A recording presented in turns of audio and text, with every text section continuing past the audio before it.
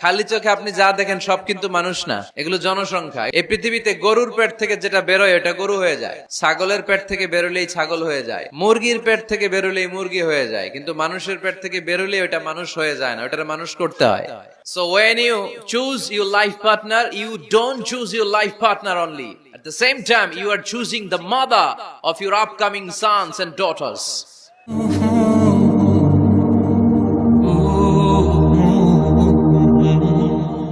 ছেলে মেয়ে আল্লাহর দেয়া নেয়ামত, তাই না? দুনিয়ার সৌন্দর্য, জিনাতুল হায়াতিদ দুনিয়া। কিছু কিছু জিনিসের প্রতি আকর্ষণ মানুষের জনমভর, এর মধ্যে একটা হচ্ছে সন্তান সন্ততি।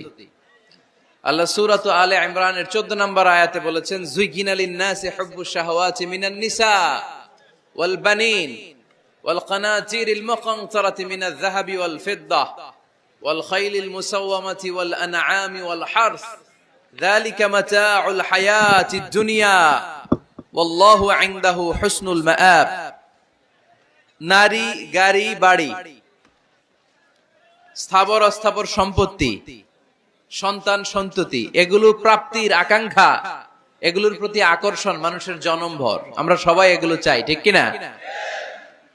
এর মধ্যে সবচেয়ে গুরুত্বপূর্ণ একটা হচ্ছে সন্তান সন্ততি। তো এই সন্তানকে কোরআন কোথাও বলেছে জিনা, সৌন্দর্য। আল মাল ওয়াল বানুনা জিনাতুল হায়াতিদ দুনিয়া। সন্তান আর সম্পদ এটা দুনিয়ার জীবনের সৌন্দর্য। ছোট ছেলে মেয়েরা, সোনামণিরা না থাকলে পৃথিবীতে কোনো সৌন্দর্য থাকতো? স্বামী স্ত্রীর ভালোবাসা কয় বছর? রং ধরা যৌবন, জং ধরে শেষ। 1-2 বছর পরে আর ওই ভালোবাসাটা থাকে না। এরপরে ভালোবাসাটা হয় ছেলে মেয়েদের কারণে, ঠিক কিনা? ঘরে গেলে আব্বু আব্বু ডাকে, আম্মু আম্মু ডাকে, ছোটাছুটি করে, দৌড়াদৌড়ি করে, কান্নাকাটি করে, রাগ করে বসে থাকে, রাগ ভাঙাতে হয়, এটাই মজা, ঠিক কিনা? এজন্য আল্লাহ বলেছেন জিনাতুল হায়াতিদ দুনিয়া। ছেলে মেয়েরা, সন্তান সন্ততি হচ্ছে দুনিয়ার জীবনের সম্পদ, দুনিয়ার জীবনের সৌন্দর্য। এই পৃথিবীতে গরুর পেট থেকে যেটা বেরোয় এটা গরু হয়ে যায়, ছাগলের পেট থেকে বেরোলেই ছাগল হয়ে যায়, মুরগির পেট থেকে বেরোলেই মুরগি হয়ে যায়, কিন্তু মানুষের পেট থেকে বেরোলেই ওটা মানুষ হয়ে যায় না, ওটা মানুষ করতে হয়, মানুষ বানাতে হয়, ঠিক কিনা? খালি চোখে আপনি যা দেখেন সব কিন্তু মানুষ না, এগুলো জনসংখ্যা। এগুলো কি? বাড়ছে জনসংখ্যা, কমছে মানুষ। এজন্য আমরা আমাদের ছেলে মেয়েদেরকে মানুষের মতো মানুষ বানাতে চাই। অনেক মা বাবা ছেলে মেয়েদেরকে নিয়ে উদ্বিগ্ন, আমাদের কাছে আসে, হুজুর কি করব ছেলেটারে নিয়ে, কোন প্রতিষ্ঠানে দিব, কিভাবে মানুষ করব, হুজুর একটু বলে দেন। এরকম উদ্বিগ্ন অভিভাবক আছে না নাই? সব বাবা মাই চায় ছেলে মেয়েদের উজ্জ্বল ভবিষ্যৎ। কোন বাবা মা চায় তার ছেলেটা টেন্ডারবাজ হোক? উত্তর দেন।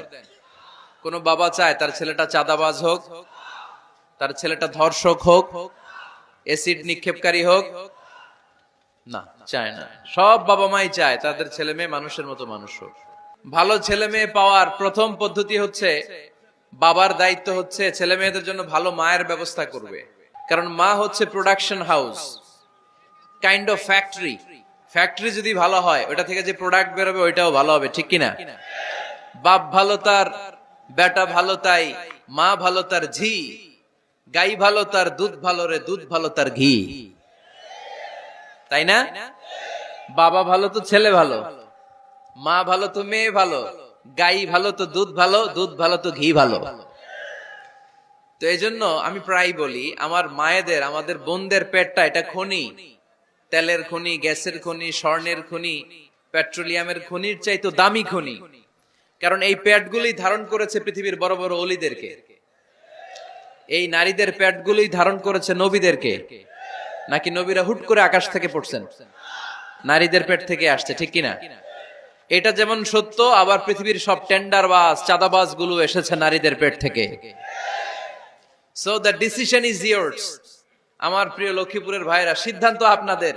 আপনাদের ঘরের এই মাকে, এই বোনকে আপনি কিভাবে তাদের যত্ন নিবেন, কিভাবে তাদেরকে কোরআন সুন্নাহর পথে রাখবেন, এই দায়িত্ব আপনার।